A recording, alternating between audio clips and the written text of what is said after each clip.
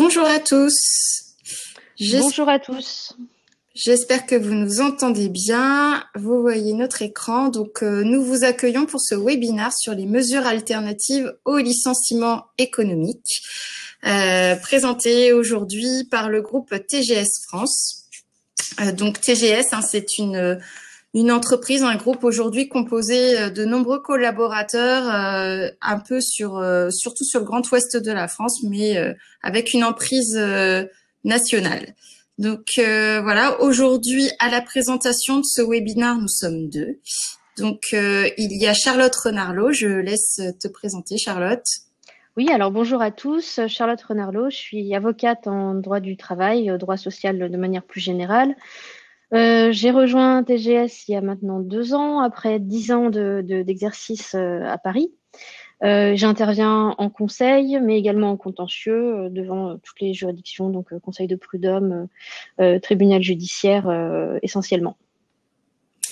Et puis moi, donc Manuela Chartier, je suis juriste en droit social depuis une dizaine d'années dans le groupe TGS et j'ai notamment beaucoup à faire aux petites entreprises, plutôt aux TPE, mais aussi aux PME. Et là, aujourd'hui, avec la crise du Covid, on est bien évidemment confronté à des questions sur des mesures alternatives, l'idée étant sans doute de préserver l'emploi au maximum. Alors justement, le contexte. Le contexte aujourd'hui, nous sommes dans une crise sanitaire qui va engendrer, on le sous-tend un peu, peu à peu, une crise économique. Même si aujourd'hui, on a de nombreux dispositifs qui permettent de gérer ce passage difficile, mais peu à peu, on sent effectivement des questionnements se poser, et c'est normal, sur l'avenir de l'emploi dans nos entreprises. Alors, certes, l'activité normale n'a pas totalement repris pour certains secteurs, comme l'hôtellerie, par exemple, et la restauration. Mais beaucoup d'entre vous, vous avez déjà repris une activité à peu près normale. Et là, maintenant, on a des prévisions à 6 mois, 1 an de l'activité. Et ce qui fait qu'aujourd'hui, effectivement, on essaye de trouver des solutions. Puisque, notamment lorsque on sait que l'activité ne va pas être... on va pas retrouver l'activité d'avant, et donc on essaye de trouver des solutions. Parmi ces solutions, il y a surtout 2 leviers d'action qui sont gérer et restructurer la dette, mais aussi alléger les coûts, et notamment les coûts salariaux. Donc ici, l'idée aujourd'hui, ça va être de voir justement ces dispositifs qui sont le préalable, on va dire, avant un plan social, avant des licenciements économiques, qui sera l'issue sûrement finale. Alors, finale, si on n'arrive pas à trouver de solution. Donc voilà, donc là aujourd'hui, l'idée c'est de conserver son capital humain et donc de trouver des solutions. Alors, ce qu'on va voir aujourd'hui, essentiellement, là, pendant cette 3 petits quarts d'heure, 1 heure, c'est l'accord de performance collective. Alors, vous en avez déjà entendu parler. Certaines grandes sociétés ont déjà conclu des accords de performance collective. On va voir justement à quoi ça nous engage, quel est l'objectif de ces accords et en quoi ça peut être nécessaire à la survie de notre activité. On va également voir le dispositif d'activité partielle de longue durée, la PLD. Alors, ça a changé de nom entre-temps. Enfin, voilà, maintenant, on est revenu. C'est la PLD. C'est un dispositif qui existe depuis un petit moment déjà, mais qui n'était pas beaucoup utilisé. Tant mieux, parce qu'on n'était pas dans une situation économique difficile. Maintenant, c'est un dispositif qui peut avoir des atouts et on va justement vous en parler. Et puis pour finir, on verra le licenciement pour motif économique. Alors juste avant, on verra, on l'a pas mis là, mais la rupture conventionnelle collective aussi. La rupture conventionnelle collective. Et puis on finira par le licenciement pour motif économique, qui derrière, voilà, c'est vraiment l'arsenal, on va dire final à utiliser, mais qui parfois ne peut pas être autre que on ne peut pas l'éviter. Voilà. Donc pour tout ce qui est accord de performance collective, alors on parle avec des sigles, hein, APC et APLD. À chaque fois, ça nécessitera la conclusion d'un accord collectif. On va aussi vous en parler.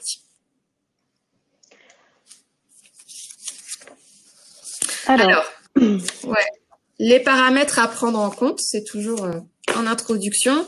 On a jugé nécessaire de vous mettre un petit peu les questions à se poser. Voilà. Alors, vous en posez sûrement plein déjà, mais derrière, c'est les questions à se poser nécessaires pour savoir quel dispositif je vais prendre en compte. Il y a notamment quel est le niveau de mes difficultés aujourd'hui, quel est le volume actuel d'activité en termes de trésorerie. Voilà. Est-ce que j'ai une bonne ou une mauvaise trésorerie en ce moment? Le carnet de commandes, il est plein ou pas? Il est à 50%, 60%.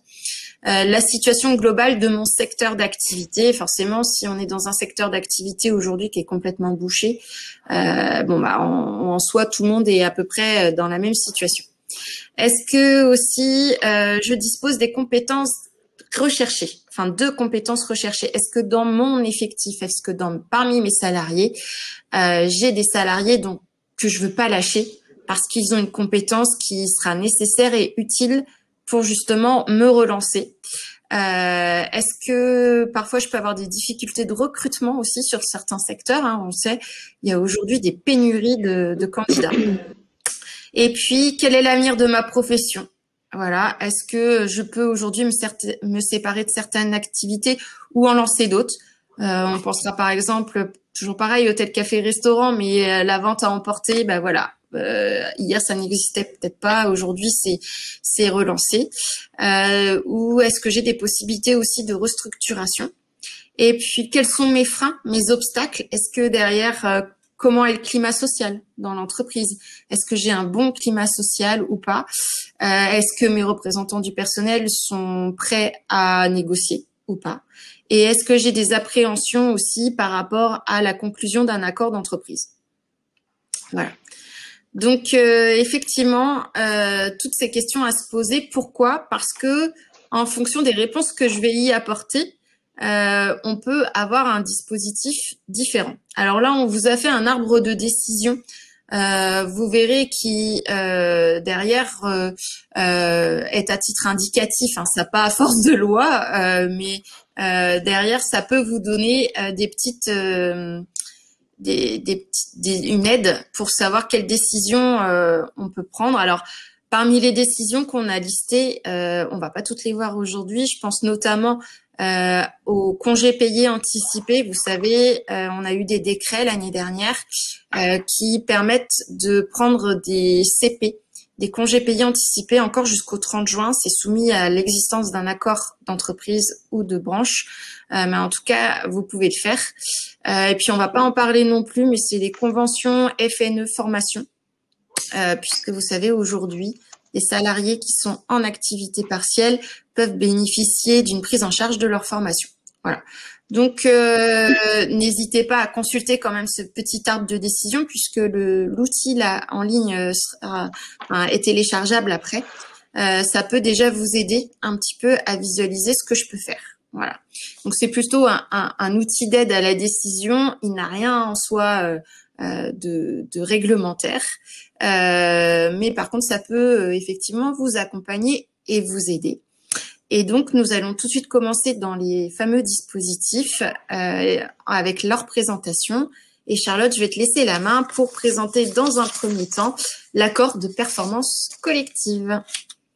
Merci Manuela. Alors, je prends effectivement le relais pour vous présenter ce dispositif qui est particulièrement intéressant et qui est donc l'accord de performance collective. Par le biais de cet accord, l'objectif, c'est de minimiser les suppressions de postes tout en permettant de réduire les coûts. Ou autrement dit, on va réduire les coûts, ce qui va permettre de minimiser les suppressions de postes. Alors, le principe, c'est que l'employeur et les salariés vont décider collectivement de renoncer à certains de leurs avantages. Pour ça, l'objectif, c'est de maintenir l'ensemble des postes de l'entreprise et donc, comme je le disais, limiter les suppressions d'emplois. Alors, je vous l'expliquerai par la suite, mais c'est une exception au régime applicable aux clauses d'un contrat, puisque par le biais de cet accord de performance collective, on peut renoncer à certains avantages, même des avantages qui sont prévus par le contrat de travail, alors que normalement, dans les règles applicables en droit du travail, il faut l'accord du salarié pour modifier un élément essentiel du contrat de travail. Alors, la procédure. Pour mettre en place ce type d'accord, il faut pouvoir conclure un accord d'entreprise. Donc l'accord d'entreprise classique, hein, donc c'est-à-dire que si vous avez un délégué syndical, ça sera un accord négocié et conclu avec un délégué syndical. Si vous n'en avez pas, ce seront donc les modalités de négociation sans délégué syndical qui ont été introduites depuis 2017. C'est-à-dire que si vous avez un CSE plus de 50, vous avez plus de 50 salariés, vous avez un CSE mais vous n'avez pas de délégué syndical, vous procéderez par salarié par élu mandaté. Si vous avez un CSE moins de 50, vous pourrez négocier et conclure cet accord directement avec votre CSE. Et si vous avez une entreprise de moins de 11 salariés, donc dépourvue de CSE, vous pouvez conclure cet accord avec les salariés sous réserve que ce soit ratifié aux 2/3 des salariés. Voilà, donc c'est quand même relativement simple à mettre en place. En tout cas, toutes les entreprises, qu'elles soient de petite taille ou de taille PME, peuvent en tout cas mettre en place ce dispositif. Ce dispositif, il peut être à durée déterminée ou à durée indéterminée. Et alors là, on va traiter des sujets sur lesquels peut porter cet accord. Et la loi en prévoit 3. Donc, il y a 3 thèmes de négociation qui sont possibles. On peut aménager la durée du travail et les modalités d'organisation et de répartition de celle-ci. On peut aménager la rémunération sous réserve de respecter les minima conventionnels. Et on peut organiser une modification des conditions de la mobilité professionnelle ou géographique interne à l'entreprise. Voilà, donc l'accord peut porter sur ces 3 points à la fois ou sur un seul. Donc ça, c'est pareil, d'où l'importance de faire le travail qu'évoquait Manuela tout à l'heure, de bien identifier la situation de l'entreprise, les difficultés qu'elle rencontre et les solutions à apporter, parce que dans ce processus, on va identifier ce qu'on pourrait mettre dans cet accord et qui pourrait réellement nous servir. Alors, l'avantage, donc comme je vous le disais, c'est le seul dispositif juridique qui permet de déroger aux dispositions du contrat de travail. C'est-à-dire que ce qui va être prévu dans cet accord va se substituer de plein droit au contrat de travail.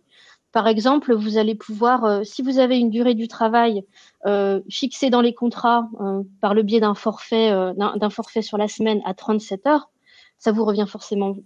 Il y a un coût salarial assorti, puisque évidemment vous avez la rémunération plus les heures supplémentaires forfaitisées que vous devez payer tous les mois.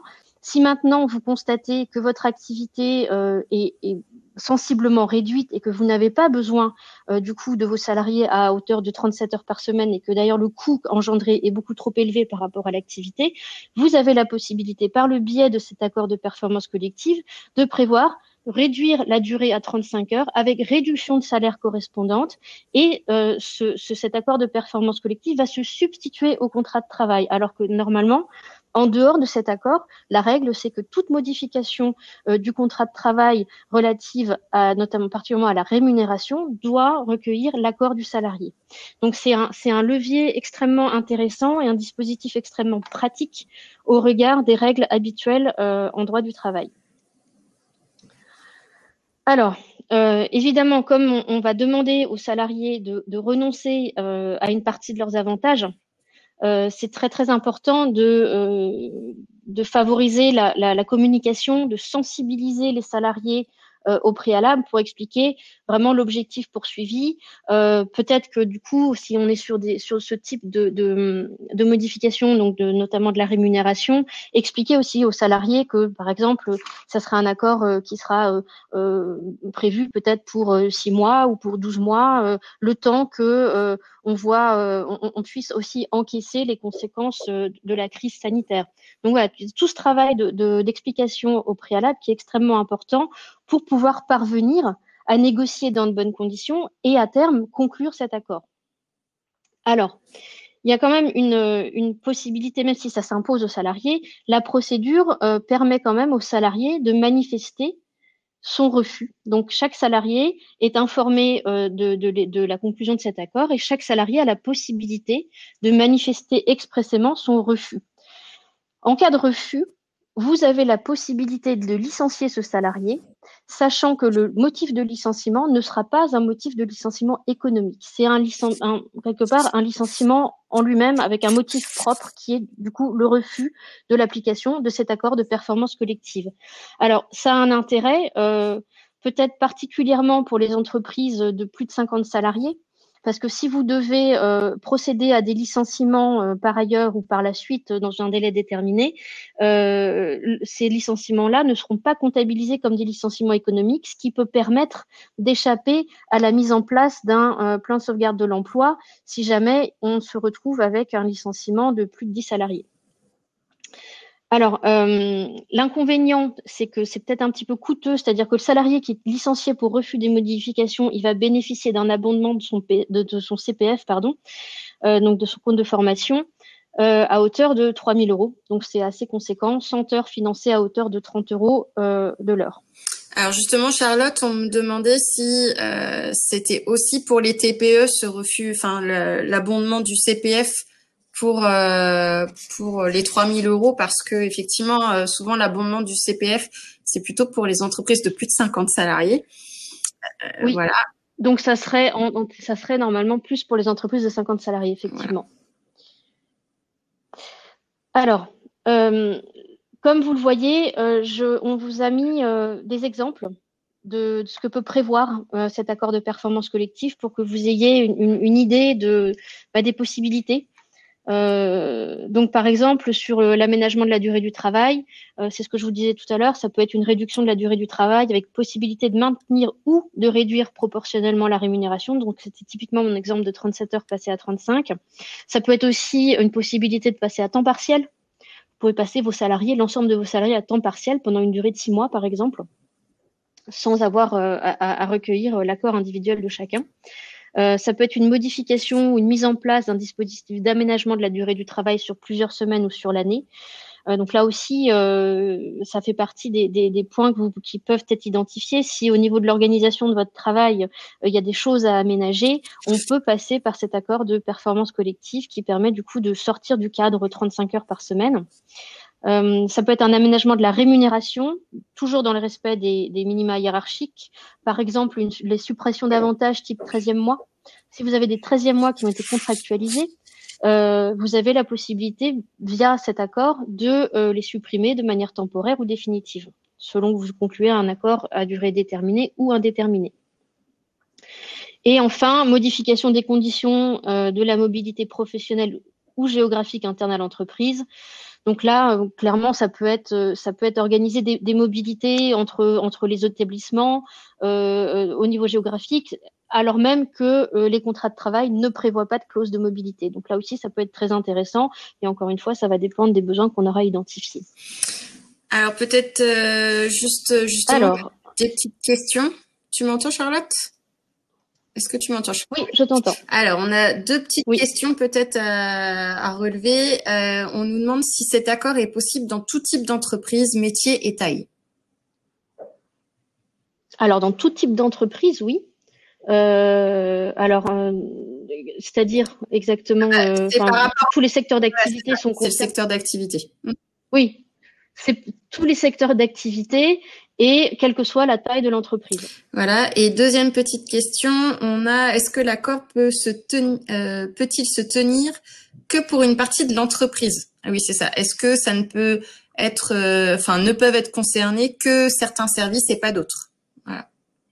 Alors oui, ça peut toucher un service en particulier, mais il faut juste être prudent dans la manière d'aborder. Il faut que sur ce service, il y ait éventuellement une condition, un cadre qui explique la raison pour laquelle on va appliquer ça à ce service et pas au reste de l'entreprise. Alors, attends, il y a d'autres questions. Est-ce que l'APC est possible pendant la pandémie uniquement ou possible hors aussi contexte Covid-19 ? Alors non, il ne s'est pas soumis au contexte Covid-19. D'ailleurs, à ce propos, on peut mettre un accord de performance collective en place sans avoir à justifier d'aucune difficulté économique. C'est pas une condition. Donc ça peut être fait pendant la période Covid, ça peut être fait en dehors de la période Covid, ça peut être aussi une mesure pour booster l'emploi. C'est pas seulement un dispositif à l'origine prévu que pour limiter les suppressions de postes ou pour répondre à des difficultés économiques. Ça peut être par exemple, vous avez une augmentation d'activité, mais vous n'avez pas forcément encore la trésorerie pour assumer la masse salariale qui va avec. Ça peut être un dispositif à mettre en place qui va vous permettre d'embaucher sans avoir à trop gonfler votre masse salariale. Et donc oui, c'est possible donc en période Covid ou en période hors Covid parce que pas de difficultés économiques comme préalable pour pouvoir conclure un tel accord. Alors, on nous demande aussi si on peut, par exemple, suspendre la rémunération variable pour l'année en cours. Alors, pour l'année en cours, oui, alors ça, enfin, ça dépend de l'échéance de paiement, mais oui, vous pouvez supprimer la rémunération variable. Le point essentiel, c'est de respecter les minima conventionnels, c'est-à-dire que vous avez le droit de supprimer une partie de la rémunération, que ce soit la partie variable, que ce soit la partie qui correspond aux heures supplémentaires. L'essentiel, c'est de veiller à respecter le SMIC ou les minima conventionnels qui sont prévus par votre convention collective. Et on nous demande aussi s'il y a un complément Pôle emploi pour les salariés, par exemple, s'il y a un passage à temps partiel. Est-ce qu'il y a un complément Pôle emploi pour les salariés? Non, il n'y a pas de complément Pôle emploi. Vous avez simplement, vous passez d'un temps plein à un temps partiel avec la baisse de rémunération qui va avec. Ouais.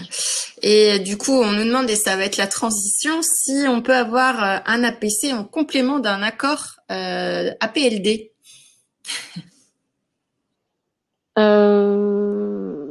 Pourquoi pas en réalité? Oui, parce que pour moi c'est deux choses.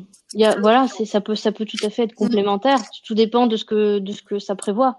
Donc oui, moi je pense que ça peut être Si vous complémentaire. avez des partenaires sociaux qui sont d'accord, il n'y a pas de souci. Oui, c'est ça.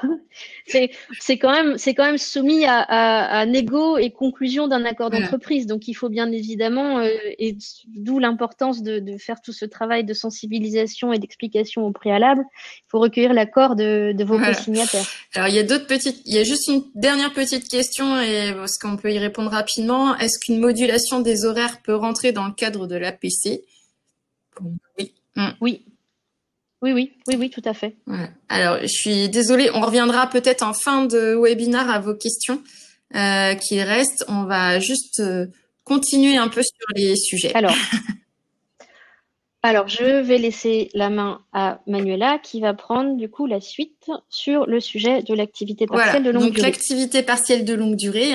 Donc, l'objectif de cette activité partielle qui est hors activité partielle de droit commun. Alors, de droit commun, tel qu'on l'entend aujourd'hui, elle n'est pas vraiment de droit commun, mais bon, telle qu'elle est Covid-19, on va dire. L'activité partielle de longue durée, donc là, son objectif, c'est d'adopter une reprise progressive de l'activité économique. Et donc, le principe, c'est qu'on réduit les horaires de travail de l'entreprise pour faire face à une réduction d'activité durable. Elle n'est pas de 2-3 mois. Non, là, on l'envisage plutôt sur 6 mois, 1 an, même 24 mois. Donc voilà, on l'envisage vraiment de manière durable. On sait que le carnet de commandes dans les prochains mois ne sera pas complet et que on pourrait donc faire une réduction du temps de travail. Alors, les avantages de ce dispositif, c'est que effectivement, pour les salariés, l'employeur continue à verser les rémunérations correspondant au temps de travail pour l'entreprise. Voilà, les heures travaillées sont toujours rémunérées par l'employeur, comme aujourd'hui l'activité partielle.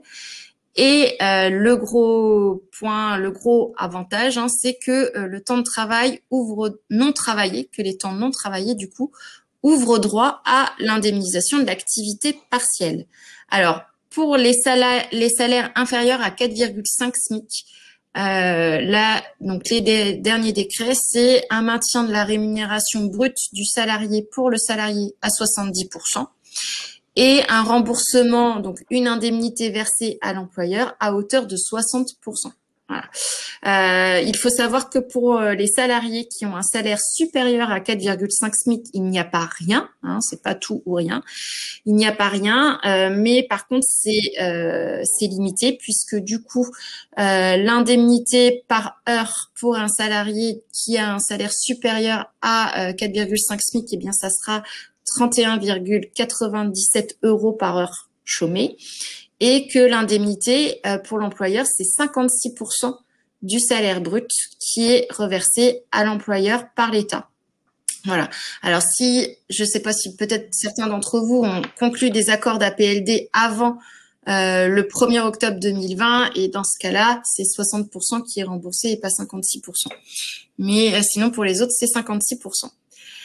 Les inconvénients, eh bien, ce sont les engagements, puisque effectivement, on doit prendre des engagements en matière d'APLD. Si je conclus un accord d'APLD, je dois prendre des engagements, notamment en matière d'emploi et en matière de formation professionnelle. Alors, vous allez me dire, c'est quoi les engagements que l'on peut prendre? Alors, par exemple, pour la formation, on peut s'engager sur un plan de formation, un budget de formation. Voilà, qu'on suivra. Et pour l'emploi, eh bien, c'est effectivement de préserver des emplois. Alors, on ne nous dit pas qu'il faut préserver tous les emplois, d'accord? On peut en préserver que certains et pas tous, d'accord? Puisque derrière, effectivement, peut-être que sur certains secteurs d'activité, dans certains services de l'entreprise, on ne pourra pas conserver, on le sait déjà, tous les emplois. Donc l'engagement, il n'est pas complètement total, hein. On ne préserve pas l'ensemble des emplois, mais l'idée est d'en préserver au moins une partie. Voilà. En cas de licenciement économique aussi, l'administration peut interrompre le versement de l'allocation et demander à l'employeur le remboursement des sommes. Alors, c'est essentiellement en cas de licenciement économique sur un service pour lequel on applique la PLD. D'accord. En dehors, si vous avez 3 services dans l'entreprise, vous appliquez l'APLD sur 2 d'entre eux et pas le troisième, parce que le troisième, il y a de quoi faire. Par contre, qu'à un moment donné, il va y avoir un licenciement économique sur ce troisième service, c'est pas un problème. Voilà. Mais sur ceux pour qui on applique l'APLD, là, ça peut être un problème. Et pour le coup, l'État peut demander le remboursement. Alors, l'activité partielle de longue durée, sa mise en place, elle est conditionnée à un accord. Donc, soit d'entreprise, soit d'établissement, soit de groupe, ou aussi un accord de branche étendu.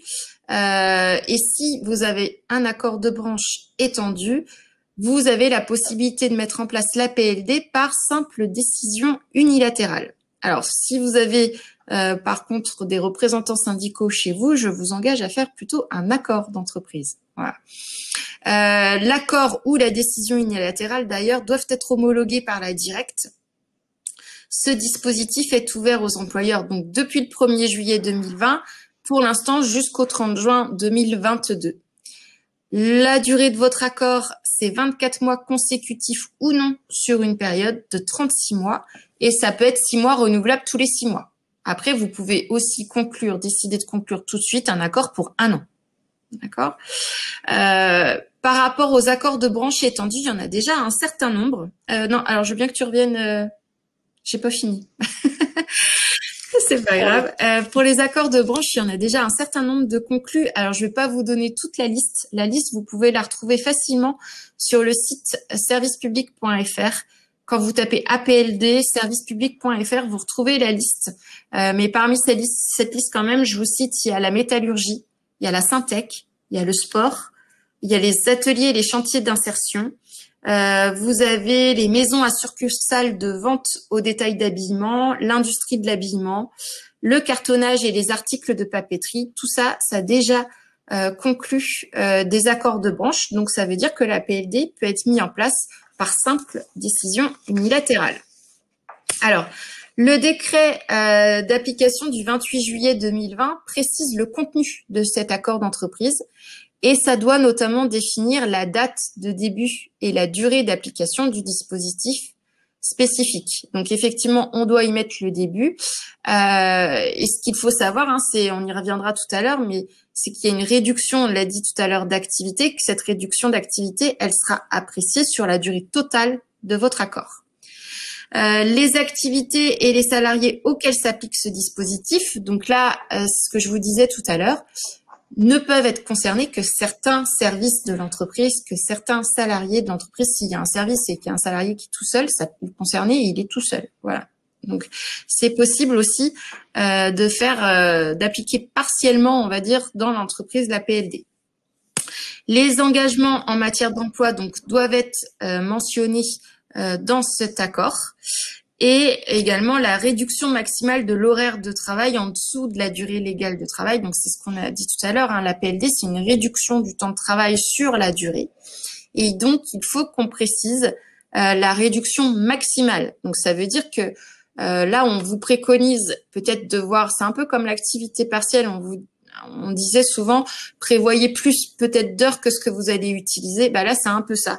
On vous dit, prévoyez peut-être une durée un peu plus importante que ce que vous pensez. Mais au moins, si c'est accepté, vous l'aurez. Et si vous avez un coup dur, vous l'avez. D'accord.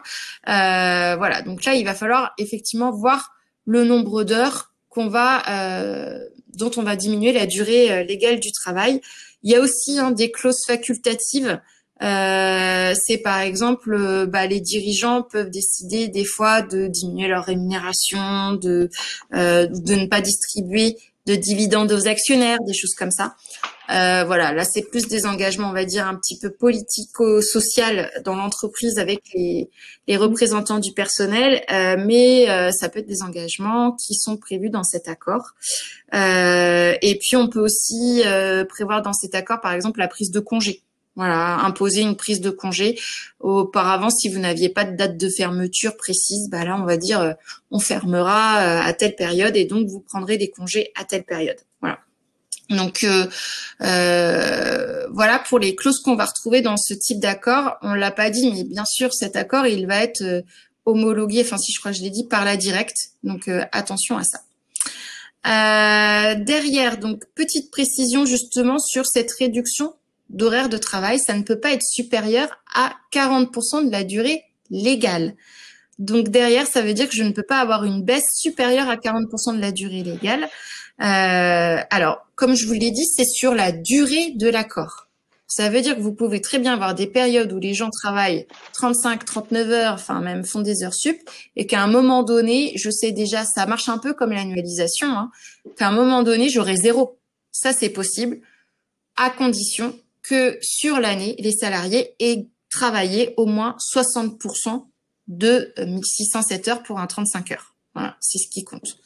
Mais alors ça peut même sur un accord qui dure 2 ans, ça peut être aussi sur 2 ans, c'est 40% sur 2 ans. Donc ça veut dire que vous pouvez peut-être avoir une année comme l'année 2020 où vous savez que ça va être compliqué, qui va être peut-être qu'à 30, 40, 50% d'activité. Et puis par contre, l'année d'après, on est au-delà. Et donc ça permet de bénéficier de ce dispositif.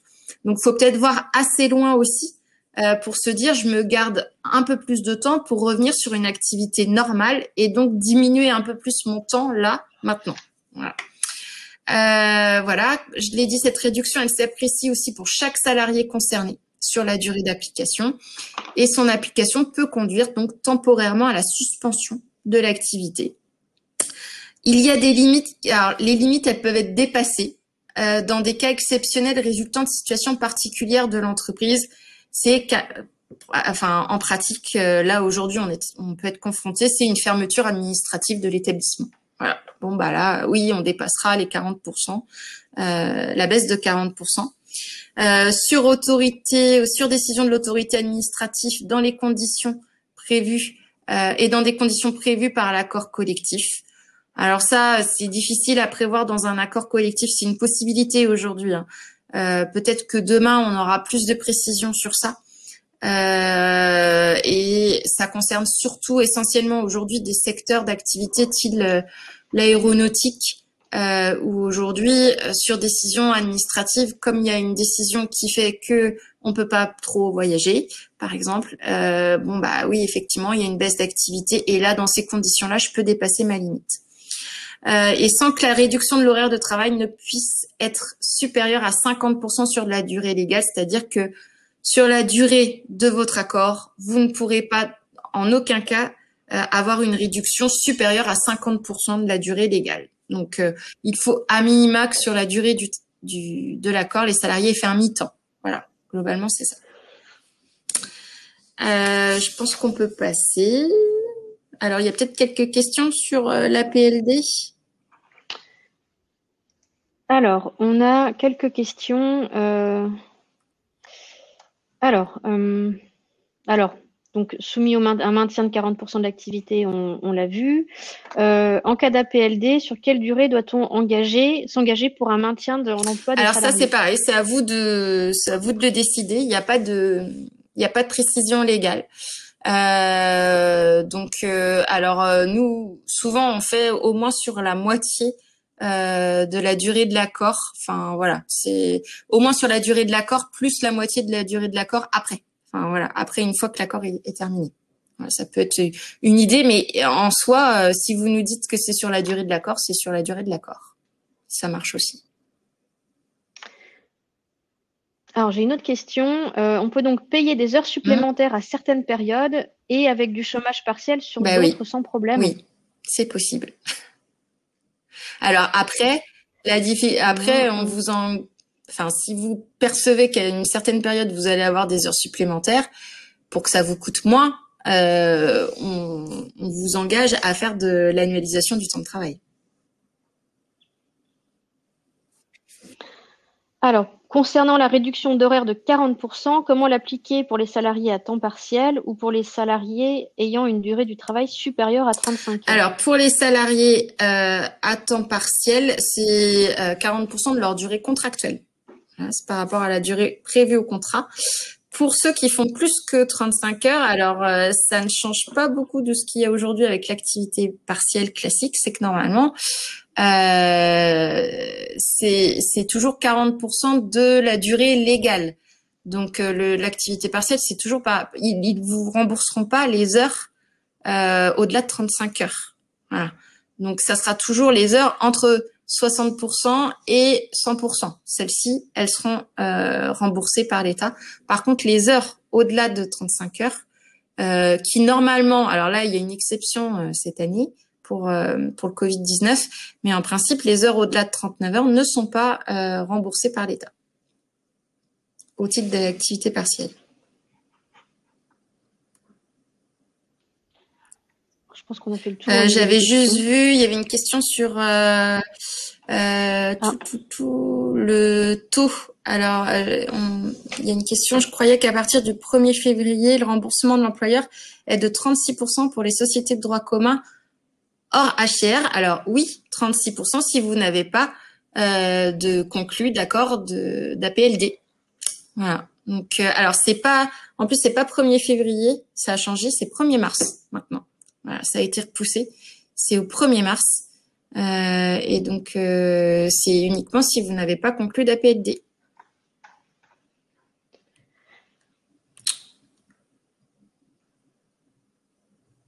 Alors, il y a une question aussi sur les 56%. Donc, sur les 50%. Pourriez-vous préciser dans quel cas s'appliquent les 56% alors, les de remboursement? 56% de remboursement, ça s'applique uniquement dans le cas où on a un salaire supérieur à 4,5 SMIC.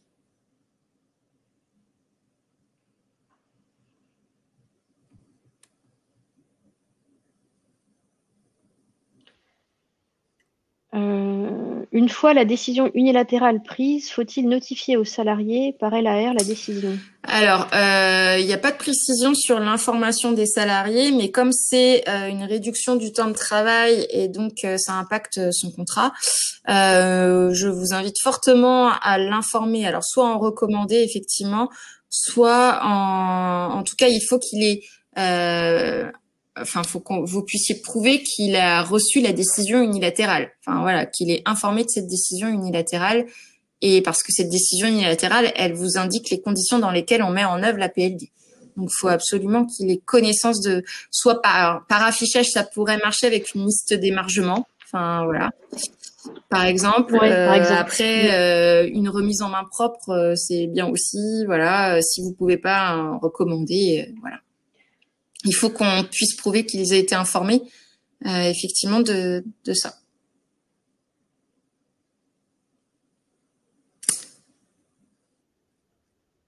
Alors, l'accord individuel des salariés à temps partiel est-il nécessaire pour diminuer la durée du travail dans le cadre d'un APC ou APLD? Alors, pour un APC, il n'y a pas besoin d'accord. Il y a simplement la possibilité de refuser Et la PLD, expressément. c'est pareil. Même principe. Même principe. Et on nous dit dans la rédaction de l'accord, le diacre d'entreprise doit-il être inclus dans le préambule ou peut-il être annexé? Alors c'est vrai, je l'ai pas précisé. Effectivement, il y a un préambule. C'est bien dans le préambule, c'est pas en annexe. Il y a le diagnostic de l'entreprise. Donc en fait, vous faites un diagnostic de l'état de la situation économique de l'entreprise et des perspectives que vous avez. Donc c'est bien dans le préambule. Sinon, vous risquez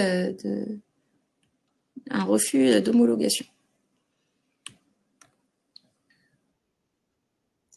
Alors, on va peut-être passer à la rupture conventionnelle. Alors, la rupture conventionnelle collective, je continue sur ce dispositif. On continuera de répondre à vos questions, sinon, une fois le webinaire passé. Donc là, l'objectif, c'est de sécuriser les départs volontaires, sans passer par la démission ni par un PSE ou un licenciement économique, et anticiper les évolutions et transformer l'entreprise de façon simple, rapide et sécurisée. Ce dispositif, il est à l'initiative de l'employeur. Il n'y a pas, voilà, les salariés peuvent simplement choisir de quitter ou pas l'entreprise. Là aussi, il faut un accord d'entreprise qui est soumis à la validation de la directe. Donc là, il n'y a pas d'accord de branche en la matière. Il faut vraiment un accord d'entreprise propre à votre entreprise. Et donc le principe, c'est que dans cet accord, on va dire, bah voilà, je souhaite qu'il y ait X départs dans mon entreprise, dans tel service, enfin voilà. Et donc on fait un appel à candidature. Qui veut bien partir? Voilà, c'est ça. Donc si le nombre de candidats au départ est inférieur à l'objectif, eh bien je pourrais derrière faire des licenciements pour motif économique pour compléter. Par contre, si le nombre de candidats est supérieur à l'objectif, alors quelque part, il faut peut-être s'interroger parce que c'est peut-être pas très bon signe si vous avez beaucoup de salariés qui veulent partir. Et là, l'employeur peut choisir les salariés qui quitteront l'entreprise. Les avantages, c'est un peu comme tout à l'heure, le plan de performance collective. On n'a pas vraiment besoin de justifier d'un motif économique existant à ce moment-là. J'ai pas de condition de seuil d'effectif. Et une fois l'accord du salarié validé, l'accord entre l'employeur et le salarié n'est soumis, lui, à aucune procédure de validation. Enfin, une fois l'accord validé par la directe, j'ai pas, dès lors que le salarié me dit oui, j'ai pas de procédure de validation par la directe. Alors, sauf bien sûr toujours pour nos salariés protégés, représentants du personnel, élus et compagnie.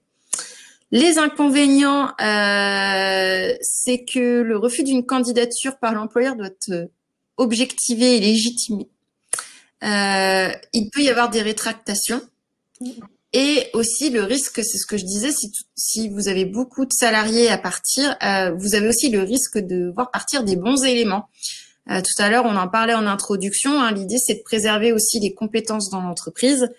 Et bien parfois, ça peut être justement les plus compétents qui attendaient peut-être un signe ou quelque chose pour pouvoir partir, qui vont partir. Et si vous n'avez pas de choix à faire, ils partent. Enfin voilà. Donc ça peut être compliqué dans ces cas de figure. Voilà. Donc rupture conventionnelle collective, on n'en fait pas beaucoup aujourd'hui. J'avoue que de ce qu'on en voit, c'est que les représentants du personnel sont plutôt réticents sur ce type de rupture. Parce que derrière, il n'y a pas le salarié, il va au pôle emploi, c'est une rupture conventionnelle classique. Derrière, il n'est pas protégé, il n'a pas de CSP, il n'a pas le dispositif derrière qu'on peut attendre en licenciement économique. Et souvent, quand on engage ce genre de rupture, c'est déjà que la situation elle est pas très bonne. On est de là à faire des licenciements économiques, on en est peut-être encore loin. Mais pour le coup, c'est vrai qu'il n'y a pas trop de protection pour les salariés qui quittent l'entreprise. Voilà, donc ça, on voit rapidement.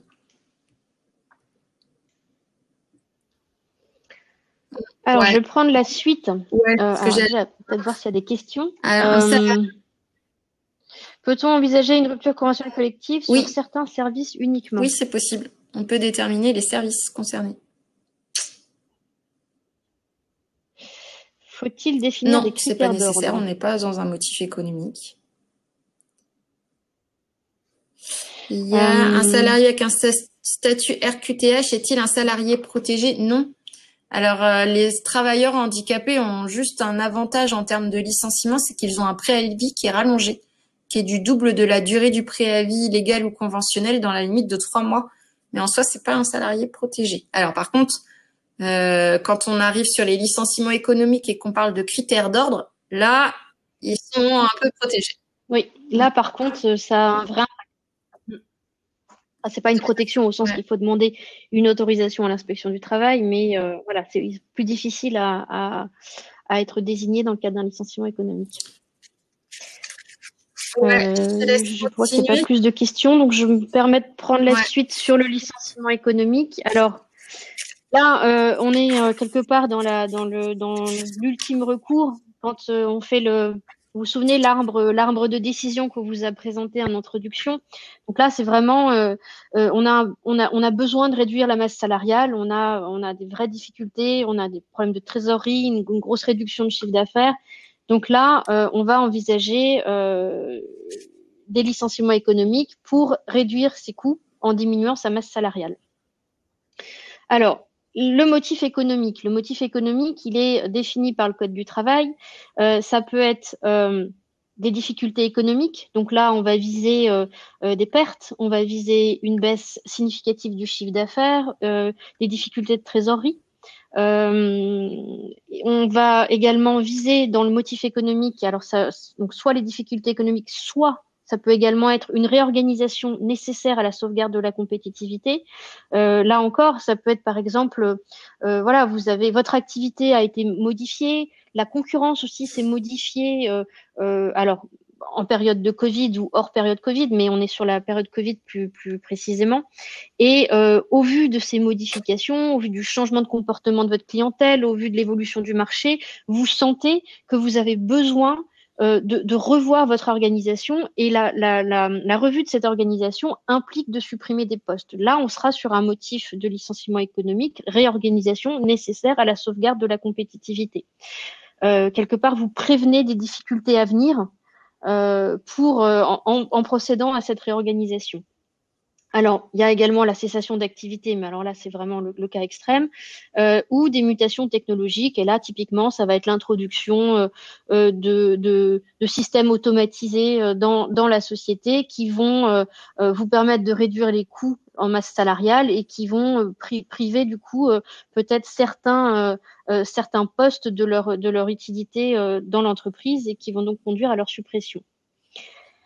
Alors, oui, concernant le motif économique, la difficulté, c'est vraiment la vigilance dans l'argumentation du motif et la documentation du motif. C'est-à-dire que il faut quand même documenter correctement son motif économique, recueillir les éléments, que ce soit les éléments comptables, que ce soit les éléments relatifs à l'organisation, à l'évolution du marché. C'est tout ça qui va permettre de justifier ce motif économique et qui va vous préserver aussi en cas de contestation à venir, parce qu'on n'est jamais à l'abri d'un salarié qui va contester le motif économique de son licenciement pour demander des dommages et intérêts devant un conseil de prud'homme. La procédure, elle est un petit peu plus complexe et plus lourde qu'une procédure classique de licenciement. On est déjà soumis à une recherche préalable de reclassement. Donc, quels que soient ses effectifs, quelle que soit cette typologie d'entreprise, il faut procéder à cette recherche de reclassement. Alors, c'est toujours la difficulté sur les très petites entreprises parce que c'est difficile à documenter, mais on peut par exemple le faire via le registre du personnel, montrer que voilà, il n'y a pas de poste disponible, on est sur un tout petit effectif, donc ça peut être un élément qui permet de montrer qu'on a fait cette recherche mais qu'elle n'a pas abouti. Sinon, dans des entreprises un peu plus grandes, on va s'efforcer d'envoyer des mails, de faire une vraie recherche documentée qui permettra de prouver qu'on a rempli son obligation. Deuxième élément, ça va être les critères d'ordre, parce que quand on fait un licenciement économique, on ne peut pas choisir le salarié qui sera licencié. Il faut faire cette application des critères d'ordre préalables qui va permettre de désigner les salariés qui seront licenciés. Et ça va être en fonction de l'ancienneté du salarié, de son âge, de son éventuel handicap. Donc là, on revient sur la question de tout à l'heure. Donc en gros, plus le salarié dans une catégorie professionnelle touchée par des suppressions de postes, plus le salarié sera âgé, plus il sera ancien. S'il a un handicap, s'il a des grosses charges de famille, il a moins de chances, beaucoup moins de chances d'être licencié que un jeune avec des bonnes qualifications qui a une petite ancienneté. Voilà, donc ensuite, comme pour une procédure classique, on a convocation à entretien préalable, notification du licenciement et éventuellement acceptation du CSP, qui là, pour le coup, par rapport aux autres modes de rupture du contrat de travail, présente un véritable avantage pour les salariés qui sont licenciés, à condition bien sûr d'avoir au moins un an d'ancienneté dans l'entreprise, puisqu'ils ont une meilleure prise en charge par Pôle emploi. Alors, je passe... Voilà. Donc oui, l'avantage, comme on le disait en introduction, c'est qu'on va avoir une diminution rapide et définitive de la masse salariale. Par contre, oui, il y a un coût important en fonction de l'ancienneté et du nombre de licenciements envisagés. Si vous avez des salariés qui ont une forte ancienneté, le montant des indemnités de licenciement qui seront à payer seront forcément aussi calculés en conséquence. Et en fonction du nombre de postes à supprimer, donc du nombre de salariés que vous allez licencier, ça peut représenter quand même une masse assez importante. Et puis, il y a l'autre inconvénient, c'est aussi la lourdeur de la procédure et le fait que vraiment ce motif économique, il doit être extrêmement bien documenté pour éviter toute contestation. Et là encore, si on a des contestations, le risque va dépendre de l'ancienneté de vos salariés. Alors, pour les autres mesures, alors autres mesures entre guillemets, parce qu'on n'est pas vraiment sur une autre mesure, c'est une modification du contrat pour motif économique. Peut-être par exemple, alors là, on n'est pas dans un accord de performance collective, on est sur un traitement individuel des salariés. Si vous avez un ou deux postes, par exemple, sur lesquels vous avez constaté une diminution de l'activité, vous pouvez, avant d'envisager la suppression du poste, envisager une modification pour raison économique. Et là, ça va être par exemple passer d'un temps plein à un temps partiel. Il y a une procédure spécifique à mettre en place et si le salarié refuse la modification de son contrat de travail, alors vous pouvez procéder à un licenciement pour motif économique. Ça peut être une solution envisagée pour éviter le licenciement. Voilà, par contre, et puis l'avantage aussi, c'est que si vous licenciez suite au refus, vous avez aussi un élément dans votre dossier qui va démontrer que jusqu'au bout, vous avez cherché à sauver cet emploi en essayant de le modifier, de l'adapter à votre situation. Pour terminer, comme on l'évoquait dans l'introduction, oui, donc la possibilité aussi de mettre ses salariés en formation. Alors là, on sort du cadre licenciement économique, hein, on est sur autre chose, avec les FNE formation ou par exemple utiliser les repos. Donc ça peut être par exemple les repos compensateurs de remplacement si vous avez mis en place ce dispositif pour rémunérer, en contrepartie des heures supplémentaires effectuées. Ça peut être les congés payés imposés qu'évoquait Manuela tout à l'heure, dispositif qui a été prolongé jusqu'au 30 juin 2021 et qui vous permet, si vous avez conclu un accord en ce sens, d'imposer les congés payés aux salariés. Bon, après, c'est limité, hein, on est limité à 6 jours, donc c'est pas ça qui va non plus révolutionner les choses, mais quand même, on est à 6 jours par salarié. Si vous le multipliez par le nombre de salariés de votre entreprise, ça peut quand même être intéressant.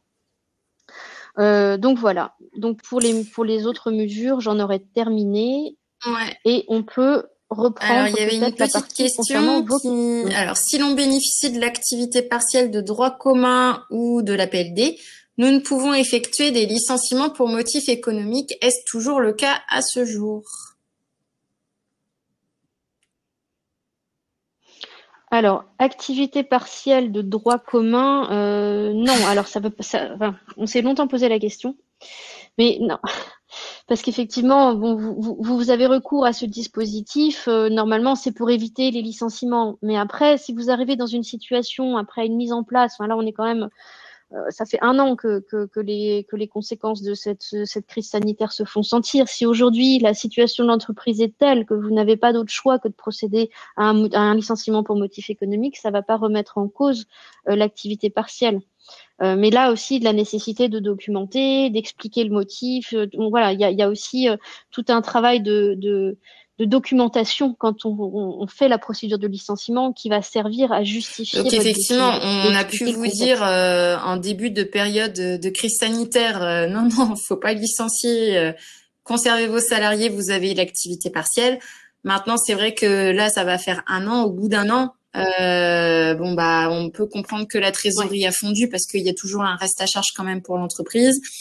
S'il n'y a pas de rentrée d'argent, enfin voilà, il y a aujourd'hui d'autres circonstances qui font que aujourd'hui un licenciement économique, même si vous avez de l'activité partielle, il est possible. Après, quand on a mis en place de la PLD, attention quand même parce que la PLD, il y a des engagements. Si vous avez pris des engagements en termes d'emploi, là c'est plus compliqué. Mais sur l'activité partielle de droit commun, aujourd'hui, du fait du logiciel de l'État, on était obligé de prendre des engagements, de cocher la petite case, parce que si on faisait pas la petite case, ça marchait pas. Mais il faut savoir qu'on a eu déjà plusieurs fois l'inspection du travail qui nous a répondu que bien sûr, il fallait préserver les emplois au maximum, mais que bien sûr, à un moment donné, le licenciement économique, il pouvait devenir inévitable. Voilà. Oui, parce que l'objectif c'est pas d'étouffer les entreprises. Si à un moment elles peuvent plus. Donc c'est ça la logique derrière, c'est éviter dans la mesure du possible. C'est pour ça qu'on avait ce discours de précaution au départ, parce que ça venait de démarrer. Aujourd'hui, oui, on a un an de recul et avec toutes les conséquences que ça a entraîné. Donc effectivement, on n'est plus dans la même situation qu'en mars dernier et ça peut tout à fait être justifié pour sauver l'entreprise de procéder à des On nous licenciements demande économiques. aussi, peut-on se fonder sur le fait qu'un client particulier dont à la charge le salarié que l'on souhaite licencier ne travaille plus avec nous, même si le client reviendra après la crise, même si le salarié a les mêmes capacités que d'autres? Alors, sur le motif de licenciement, si ça entraîne effectivement une grosse une perte de chiffre d'affaires importante, si ça modifie l'économie chez vous, oui, effectivement, ça peut être un motif. Après, est-ce que vous savez, est-ce qu'on peut être sûr que le client revienne? Ça, on n'en sait rien. Maintenant, même si le salarié a les mêmes capacités que d'autres, alors là, attention, parce que si votre salarié, admettons que ce soit un commercial, si vous avez 5 autres commerciaux dans votre société, vous licenciez pas un salarié quand vous faites un licenciement économique. Vous supprimez un poste. Et donc, si vous avez 5 commerciaux dans votre entreprise, c'est pas celui qui a perdu le client forcément qui va être licencié. Vous allez devoir appliquer ces fameux critères d'ordre et c'est en application de ces critères d'ordre que vous aurez le salarié désigné. Donc, ce ne sera pas forcément celui-là. On nous demande aussi, est-ce que l'on peut proposer une modification du contrat de travail pendant la période Covid avec des aides de l'activité partielle perçue? Alors pour moi, oui. C'est pas parce qu'on est en activité partielle qu'on ne peut pas, par exemple, proposer une réduction du temps de travail qui soit plus pérenne. Et dans ce cas-là, on n'utilisera plus le dispositif d'activité partielle. On nous demande aussi... Alors, dans le cas d'un licenciement économique, individuel ou collectif, y a-t-il un nombre minimum ou maximum de personnes à licencier? Non, il n'y a pas de personnes minimum ou maximum, mais attention, en fonction du nombre de personnes que vous licenciez, ce ne sont pas les mêmes procédures et aussi en fonction de l'effectif de votre société. Donc, oui, vous pouvez tout à fait licencier moins de 10 salariés, plus de 10 salariés. Par contre, si vous êtes une entreprise de plus de 50 salariés et que vous licenciez plus de 10 salariés sur une même période de 30 jours, vous êtes soumis à l'élaboration d'un plan de sauvegarde de l'emploi. Ouais, on nous demande aussi pour l'APLD, si on fait des engagements et qu'à terme le licenciement économique est inévitable, que pourrait-il se passer? Alors c'est ce qu'on a mis, c'est l'inconvénient de l'APLD. Enfin, c'est un des inconvénients, c'est que si on ne suit pas les engagements, pour le coup, la directe pourrait réclamer le remboursement des aides perçues. Voilà. Ouais, donc d'où la nécessité de bien réfléchir en amont aux engagements sur lesquels alors après aujourd'hui qu'on va inscrire dans notre l'année 2020 contrat. a été riche de rebonds et de rebondissements en matière sociale. 2020 a l'air de prendre à peu près la même tournure. Donc bon, peut-être que ça peut changer, évoluer parce que la situation est tellement spécifique. Voilà, mais aujourd'hui quand même, c'est ce qui est prévu dans le texte. C'est que si vous ne respectez pas vos engagements, la directe peut se retourner contre vous et récupérer l'argent. Donc c'est embêtant quand même. Il y avait une autre question encore sur l'APLD. On nous dit l'APLD et le DIAC sont compliqués pour des non-initiés à rédiger. Avez-vous des connaissances de motifs de refus par la directe afin d'être vigilant sur ce point? Alors non, aujourd'hui, j'ai pas d'exemple de refus. Après, vous pouvez peut-être aussi vous faire accompagner par des cabinets. Enfin voilà, typiquement TGS avec Charlotte et moi, on peut vous accompagner sur ne serait-ce que la rédaction même du préambule. Enfin voilà, on peut peut-être vous aider sur ça. Après. Alors, transfert de tâches d'un salarié âgé. Alors c'est hors, pour moi ça fait pas partie de notre sujet. La question sur, on est désolé, c'est Milena, je crois. On est désolé, ça fait pas trop partie de notre sujet. On va un peu sortir du cadre. De prime abord, il pourrait y avoir un risque, mais si vous, enfin voilà, je vous invite à nous contacter éventuellement si vous avez besoin de plus d'informations. Et on nous dit pour les restaurants, il faut passer sur l'APLD, sinon au 1er mars, l'indemnisation sera de 36%. Alors, comme on l'a dit, ça change tellement souvent. Le problème, c'est qu'on a les textes vraiment à la dernière minute. Hein. Là, pour savoir que c'était prolongé jusqu'au 28 février, par exemple, on l'a su le 30 janvier. Je pense que tant que le contexte économique est comme cela, il n'y a pas trop de risques. Enfin, en tout cas pour les secteurs fermés, pour l'instant, ça restera tel que c'est, je pense, jusqu'à ce que l'activité reprenne. Hein. Ils ont déjà repoussé 2 fois la baisse de l'indemnisation, et à chaque fois, c'est lié au contexte. Donc, je pense que ça va continuer. Après, l'APLD sera nécessaire peut-être à la reprise si on se rend compte que les clients sont pas au rendez-vous. Voilà. Donc peut-être que dans un premier temps, on pourra épurer avec des congés, des choses comme ça. Et puis, je pense que dès le premier mois de reprise d'activité réelle, on va dire, il faudra peut-être s'interroger effectivement dans tout ce qui est secteur HCR. Je pense aux discothèques qui sont fermées depuis des mois, aussi les bars. Il faudra s'interroger, je pense, dès le premier mois pour voir comment la clientèle revient. Et du coup, effectivement, peut-être envisager plutôt ça à long terme, la PLD, ouais, effectivement. Donc, voilà.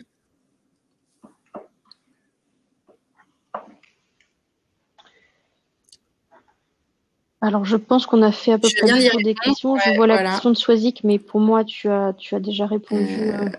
Alors, on nous demande de mettre les textes de référence dans nos présentations. On verra comment on peut faire ça. Voilà, écoutez, merci beaucoup pour votre présence et votre participation à ce webinaire. On a été enchantés de vous apporter nos conseils et toutes les infos nécessaires. Donc, vous souhaitez une très, très bonne fin de journée. Voilà. Et puis, merci beaucoup également. Et puis, on reste bien évidemment à votre disposition. Si vous avez des questions ou si vous voulez réfléchir sur votre situation en particulier par rapport aux différents dispositifs qu'on a pu vous présenter aujourd'hui. Au revoir. Merci. Très bonne journée à tous.